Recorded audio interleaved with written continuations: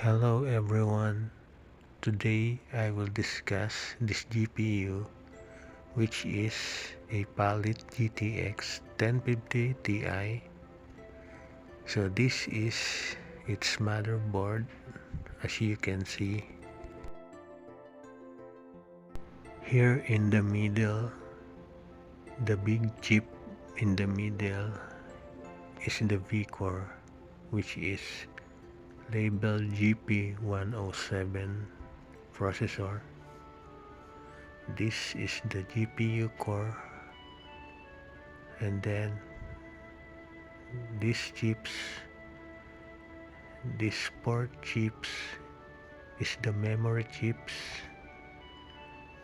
It is for the memory.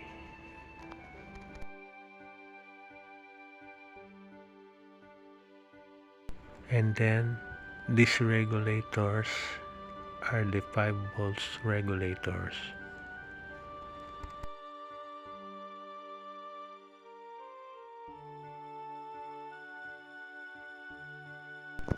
Now these are the phases for the V-core. It has 2 phases, and this one is for the memory.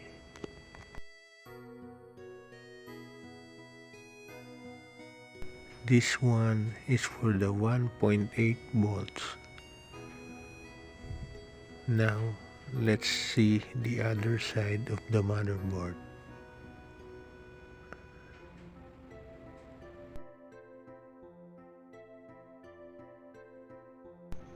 This IC is for BIOS, and this IC is for PEX.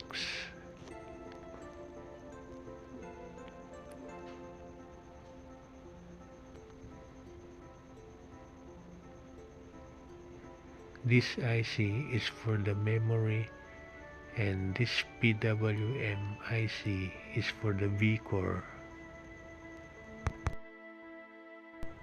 Now let's go back at the front. And now I will show you what voltages you will measure on those sections, and later I will show you what resistance they have. First, this section for the memory has 1.5 volts.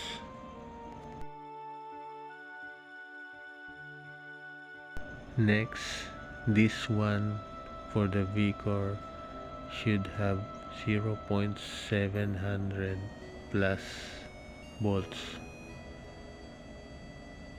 Same with here, 0.700 plus volts must be present.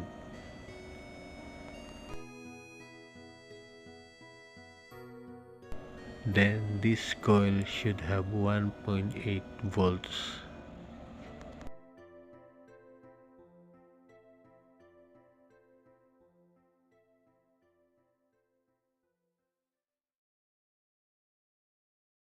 And then these regulators should have 5 volts.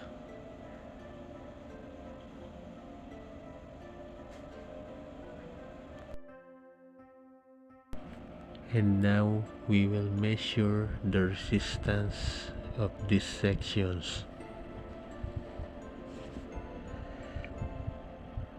First, if we measure the 1.5 volts rail for the memory, it should have a 30 ohms or above resistance. Then, if we measure the resistance for the V-core, it should have less than 1 ohms.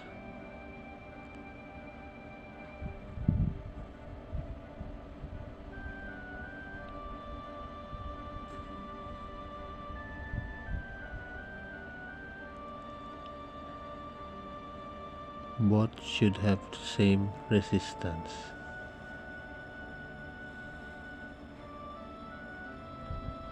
Then the 5 volts regulator should have 500 plus ohms. Both regulators of 5 volts should have.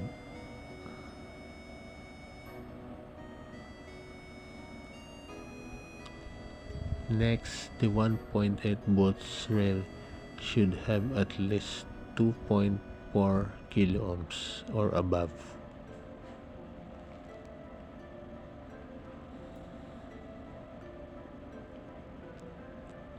And in here, in the 12 volts jumper, as you see, it should have a 4 kiloohms or above.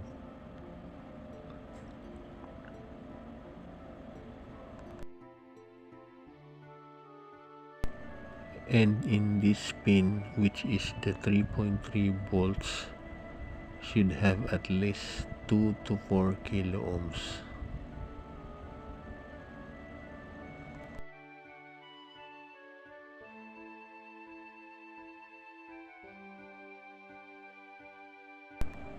Now let's check the resistance at the back.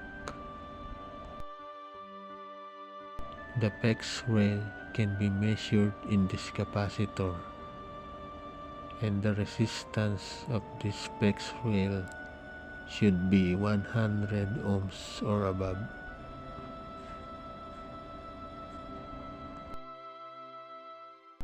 That's it for now, everyone. I hope you like my video. Thank you very much.